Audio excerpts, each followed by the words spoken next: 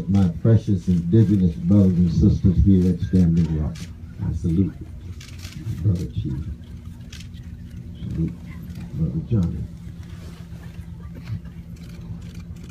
A small part, a great legacy. Martin Luther King Jr. and Fannie Lou Hamer.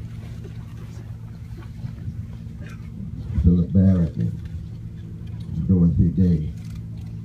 Rabbi Abraham and Joshua Heschel and Gandhi.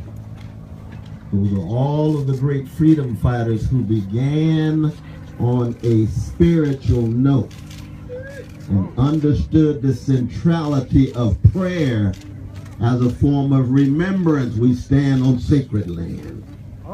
We stand on sacred bodies under this land. Sitting Bull is just one among many. Prayer is a form of reverence, something greater than just money, profit, status, revenue, and ratings, namely human life. That's what Mini Riccone is all about. That water is life. And we stand as prayer as a form of resistance.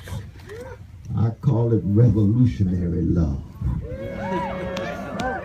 Because we all are here, different colors, different genders, different cultures, different sexual orientations, different nations, because we have a profound love of our priceless indigenous brothers and sisters, and because justice is what love looks like in public, we want to be on the love train and the justice train with them as they struggle against these corporate foes. And I call them foes, not enemies, because they're human beings too. They're just too greedy.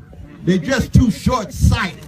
They're just too narrow in their spirits and cannot embrace the land and the people and the air, and in the end they could destroy the very planet itself.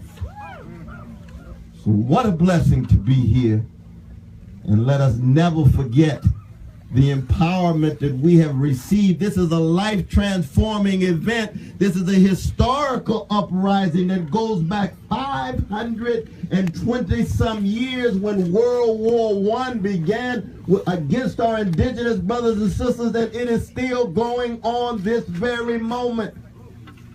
And the measure of American civilization, of the United States, is always going to be, how are they treating the least of these, the most vulnerable? And that begins with our indigenous brothers and sisters. Oh, yes. Don't let anybody tell you that the original sin of the United States was the enslavement of black people. That was the second one.